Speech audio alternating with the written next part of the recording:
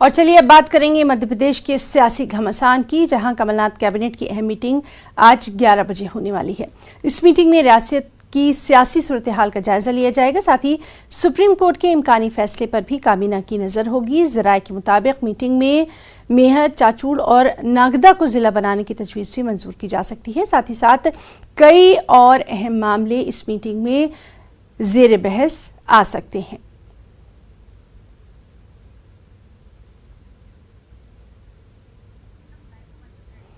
और चलिए सीधे रुख करेंगे हम भोपाल में मौजूद हमारे नुमाइंदे मेहताब आलम का।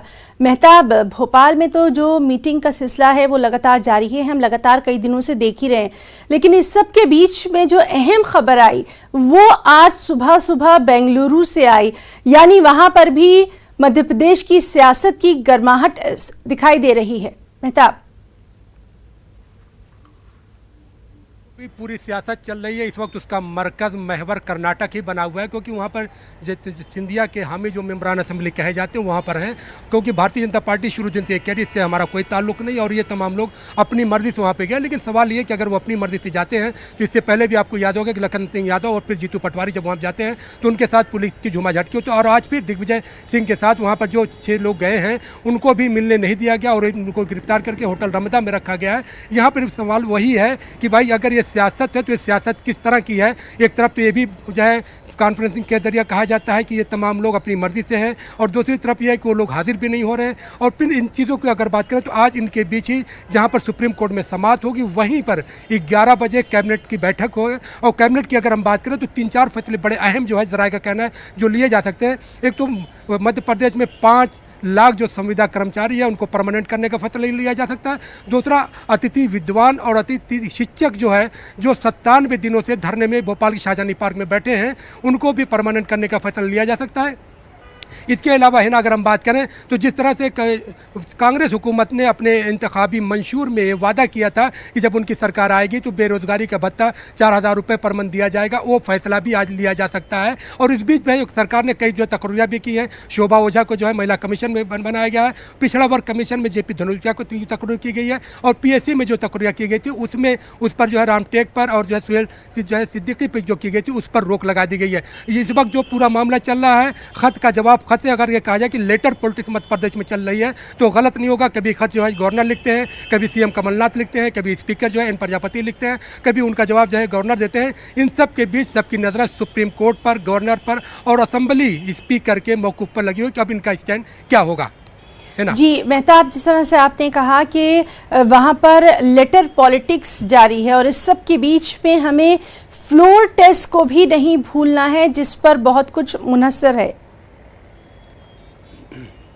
यकीनी तौर पर जो कि आज दिग्विजय सिंह वहाँ पे जो गए हैं ये उसी का हिस्सा है कि मामला जब सुप्रीम कोर्ट में गया है तो कल जो है कांग्रेस ये अपना स्टैंड पेश कर सकती है कि जब वहाँ पर राज्यसभा के कैंडिडेट मिलने के लिए मेम्बरान असेंबली से जाता है तो उसको रोका जाता है मिलने के लिए, और फिर अगर इन मेम्बरान असेंबली जो कांग्रेस का बार बार कहना है कि इनका अगवा किया और जब तक ये वापस नहीं आते तब तक फ्लोर टेस्ट मुमकिन नहीं है। वही भारतीय जनता पार्टी ये जो है बात कहने की जो है बावर कराने की यकीन करा रही है कि वो लोग अपनी मर्जी से गए। आपको याद होगा कल जो है न्यूज़ 18 ने खबर दिखाई थी कि वहाँ पर जो मेम्बरान असेंबली है उन्होंने प्रेस कॉन्फ्रेंस के जरिए अपनी बात कहने की कोशिश की, लेकिन सबसे बुनियादी सवाल यह है कि अगर वो मेम्बरान असेंबली अपनी मर्जी से गए हैं तो उनके इस्तीफे भारतीय जनता पार्टी का लीडर क्यों लेकर आता है, और अगर ये नहीं है तो भारतीय जनता पार्टी के लीडर वहां पर जो है राकेश सिंह की बात करें या कैलाश जयवर्गीय की बात करें या जो है सिसोदिया की बात करें, जितने लोग भी वहाँ पे जाते हैं उनकी मुलाकात हो जाती है। लेकिन कांग्रेस के मेम्बरान असेंबली जब वहाँ पे जाते हैं, चाहे आज के हम दिग्विजय सिंह की बात करें या उनके साथ आरिफ मसूद जो है तरुण भनोट जो है कुणाल चौधरी की बात करें, जो लोग गए हैं उनकी मुलाकात नहीं होनी थी। और इससे पहले भी आपको याद होगा 4 दिन पहले वहाँ पर जीतू पटवारी जो कैबिनेट मिनिस्टर हैं और लखन भी गए थे, उनकी भी मुलाकात नहीं हुई, बल्कि मुलाकात को लेकर जब बजिद हुए तो पुलिस के साथ उनकी झूमा झटकी भी हुई और वहाँ पर जो है DG से उन्होंने शिकायत भी इस बात को लेकर की है। जी मेहताब, इस सब के बीच में ज्योतिरादित्य सिंधिया के ताल्लुक से भी आपसे जानना चाहेंगे, क्योंकि आप वहां पर लगातार मौजूद हैं, इस तमाम तर सियासी हालात आप देख रहे हैं। ज्योतिरादित्य सिंधिया के ताल्लुक से अभी तक क्या कुछ अपडेट, क्या कुछ खबर, क्या कुछ अभी उनकी सरगर्मियां देखी जा रही हैं? देखिए, जितनी भी सारी चीज़ें हैं, ये उठापटक जो भी सियासी घमासान जारी है, ये सिंधिया की वजह से ही है। और सिंधिया की अति महत्वाकांक्षा की बात करें तो उसी की देन है, क्योंकि ये भी कहा जा रहा है कि सिंधिया ने भारतीय जनता पार्टी को फंसा दिया है। अब भारतीय जनता पार्टी अपने विकार की लड़ाई लड़ रही है, क्योंकि सिंधिया ने, जो जराए का कहना है कि सिंधिया ने 40 मेंबरान असेंबली को लाने की बात की थी, और भारतीय जनता पार्टी इस मामले पर जो है पूरे एतमाद थी कि अगर सिंधिया 40 को ले आते हैं तो एक तीसरी पार्टी जो है, क्योंकि 1/3 अगर होता है तो एक तीसरी पार्टी बन सकती है, लेकिन सिंधिया इतने मेंबरान असेंबली नहीं ले पाए। यही वजह है कि एक तीसरा रास्ता जो है अख्तियार करते हुए इन मेंबरान असेंबली का इस्तीफा दिलवाया गया। उनमें से 6 के इस्तीफे मंजूर किए जा चुके हैं, बाकी के इस्तीफे भी मंजूर नहीं हुए। और स्पीकर का बार बार ये कहना है कि जब तक ये लोग नहीं हाजिर होते हैं तब तक इन पर बात नहीं की जा सकती। उनका ये कहना है कि कुछ लोग इसमें जो उनके पास जरा है, उनका कहना है कि लोगों से इस जो है बातें जो हुई हैं वो इस्तीफा उन्होंने अपनी मर्जी से नहीं दिया है। यही जो है स्पीकर चाहते हैं कि वो खुद हाजिर हों और उनसे वजाहत हो सके कि इस्तीफा उन्होंने अपनी मर्जी से दिया या नहीं। लेकिन भारतीय जनता पार्टी की जो अरकान है या जो सिंधिया का खेमा है, वो ये कहा जा रहा है कि वो अब यहाँ पर नहीं आएंगे। हो सकता है कि आज जो सुप्रीम कोर्ट में जो समाअत होनी है, सुप्रीम कोर्ट के स्टैंड के बाद ये तय होगा कि वो भोपाल आएंगे या नहीं आएंगे।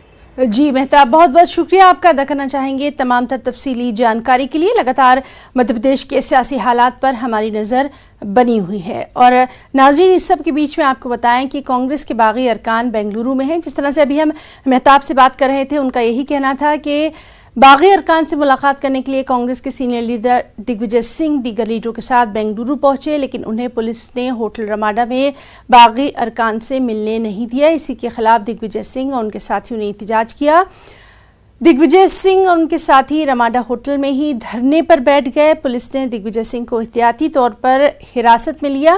दिग्विजय सिंह के साथ साथ तरुण भनोट, हर्ष यादव, आरिफ मसूद, कुणाल चौधरी समेत 13 लीडरों को एहतियाती तौर पर हिरासत में लिया गया है।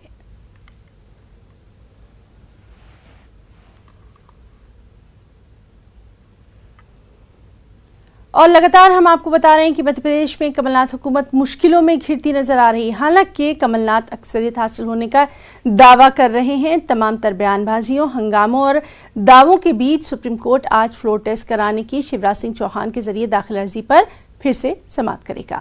जस्टिस डीवाई चंद्रचूड़ और जस्टिस हेमंत गुप्ता की बेंच इस मामले की समाअत करेगी। कल अदालत ने कमलनाथ हुकूमत, स्पीकर और बागी अरकान असेंबली को नोटिस जारी किया था। उधर बागी अरकान की तलाश के लिए एमपी कांग्रेस ने सुप्रीम कोर्ट से रुजू किया है। असेंबली में कांग्रेस के विप ने अदालत में अर्जी दाखिल की है। उन्होंने अर्जी में रियासत में सियासी अदम इस्तेहकाम पैदा करने और कांग्रेस के 16 अरकान असेंबली को अगवा करने का इल्जाम लगा दिया है।